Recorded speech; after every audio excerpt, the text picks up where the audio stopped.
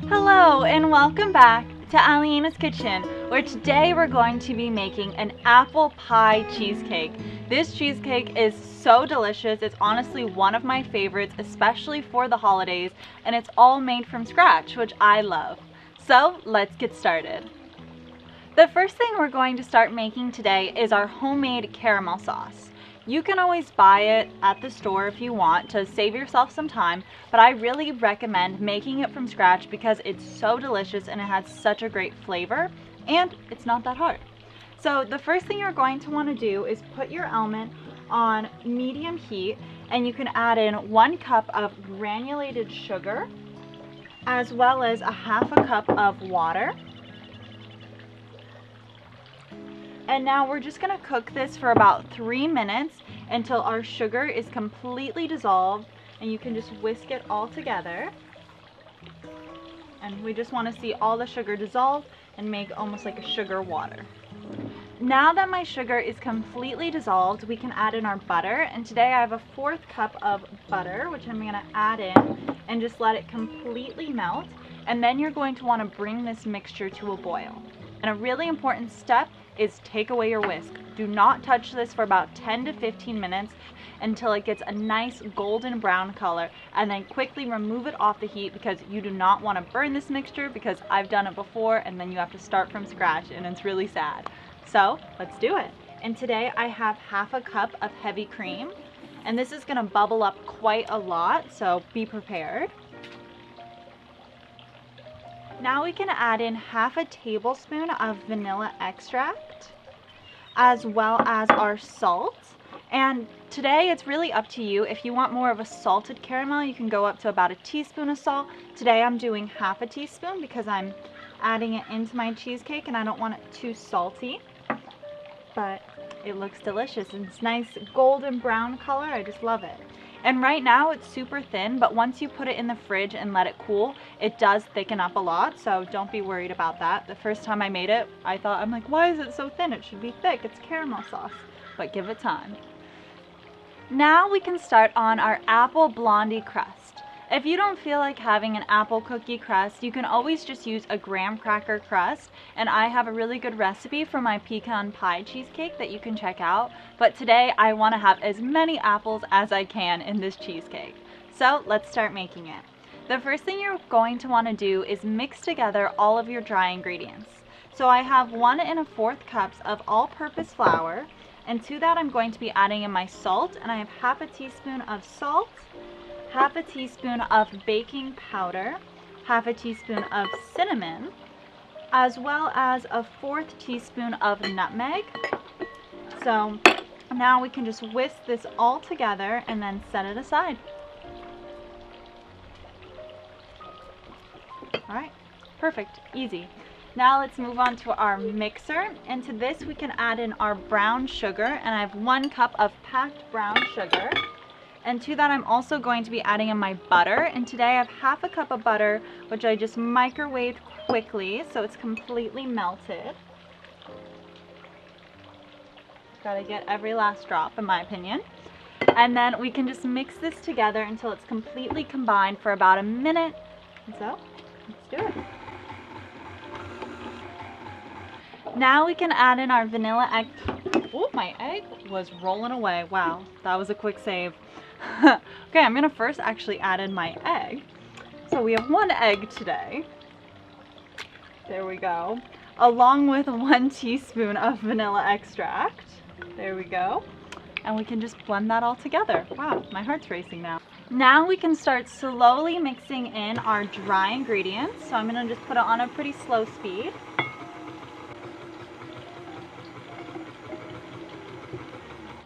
Now that everything is mixed together, I can add in my apples, and today I have just 1 large apple that I've chopped up pretty small, and I'm just going to gently fold this in. Now I've taken my pan and greased it with some butter, and today I'm using a 9-inch pan, and I've also placed parchment paper on the bottom of it because you don't want it to stick. I hate when that happens. It always makes me so sad. So now we can put in our crust. And at this time I've also preheated my oven to 350 degrees. So now I can go and pop my crust in my oven for about 28 to 32 minutes. Now we can start making our caramel cheesecake while our crust is baking in the oven. So the first thing you're going to want to do is take your cream cheese, and today we have a lot of cream cheese. We have 24 ounces, or this is 3 packs, and I've let them sit out for a few hours so they're nice and soft and room temperature. I'm just going to add these in, along with my brown sugar, and today I have 1 cup of brown sugar, as well as 3 tablespoons of all-purpose flour. And now I'm just going to beat this together until everything is fully combined and nice and silky smooth. Now we can add in our sour cream, and today I have 1/2 cup of sour cream. And we can also add in our caramel, which is my favorite ingredient, and we have 1/2 cup of it. Okay, there we go. And we can add in 1/2 teaspoon of vanilla extract, along with 1/2 teaspoon of cinnamon and 1/8 teaspoon of nutmeg. So now we can just blend this all together until everything's fully combined. Now on low speed, we're going to be adding in our eggs 1 at a time, and today I have 3 eggs. Okay, so now that your crust is baked and out of the oven, you don't have to cool it. You can just pour your cheesecake right on top. So now it's the best part, getting to bake it and then eat it. That's actually the best part. So what I've done is I've lowered my oven heat to 300 degrees, and I'm also going to be placing my cheesecake in for 1 hour and 40 minutes. And then what you're going to want to do is turn off the heat of your oven, leave it in to continue cooking without any heat for another 30 minutes. And then you can open the door of your oven and leave it for another 30 minutes. So let's bake our cheesecake. Also, it's important to do a water bath for your cheesecake. So I just used a saucepan today and then added hot water to it so that the water came up to about halfway on the cheesecake pan.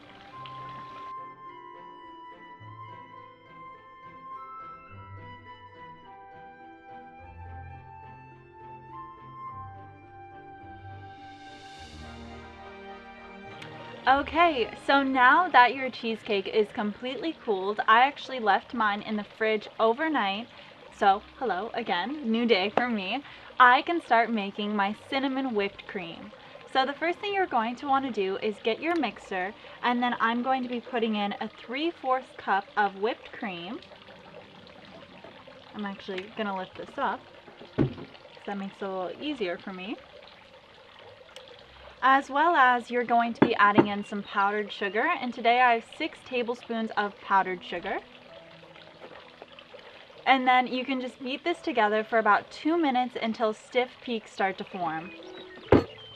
So now that we have some stiff peaks in our whipped cream, we can add in 1 teaspoon of vanilla extract along with our cinnamon to make this a cinnamon whipped cream. And so today I'm adding in a 3/4 teaspoon of cinnamon. And we'll just beat this all together until everything's combined, and then we're done with our whipped cream.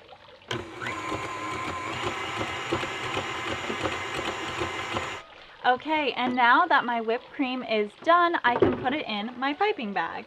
So a trick I like to do is put a piping bag into your cup. So you really get in there, you don't have to fight it. I always find I'm fighting my piping bag. And then you can just easily scoop it all in. Now I have set my whipped cream aside, and I can move on to my cinnamon apples. So today I have sliced thinly 1½ apples, and I just can add all of this to my saucepan. This is a lot of apples. I love apples. You can't have apple pie cheesecake without some good apples. And then to this we can add in our brown sugar, and today I have 4 tablespoons of brown sugar, along with some cinnamon, and I have 1/2 teaspoon of cinnamon, and then a dash of nutmeg, just a smidge, so I have it in the container, as well as 2 teaspoons of freshly squeezed lemon juice. And now I'm just going to stir everything together, make sure everything's coated, and I'm going to be cooking this on a medium heat.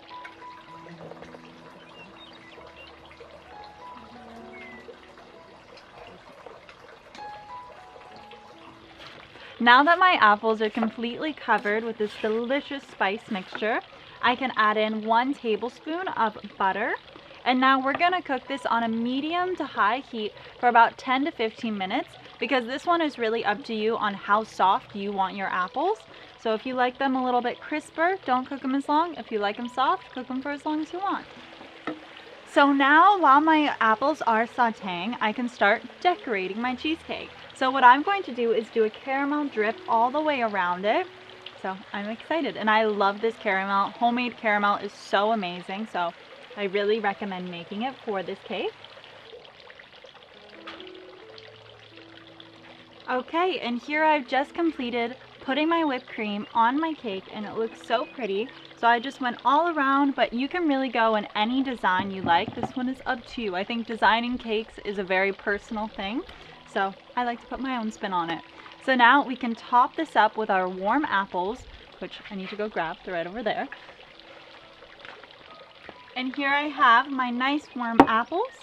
And I'm just gonna slowly, because I don't want to mess up my whipped cream at this point, add my apples into the center of my cheesecake and then spread them out. And I really love having the warm apples on the cold cheesecake. I think it's such a great contrast and it gives such great flavor. So can't wait to have a piece. Now the last thing I'm going to be adding onto my cheesecake is a bit more caramel, and I'm just gonna drizzle it all over the apples because I am a big caramel lover. Now the best part, getting to taste our cake. I'm so excited. I'm a little scared to mess it up because it's so pretty right now, but here we go.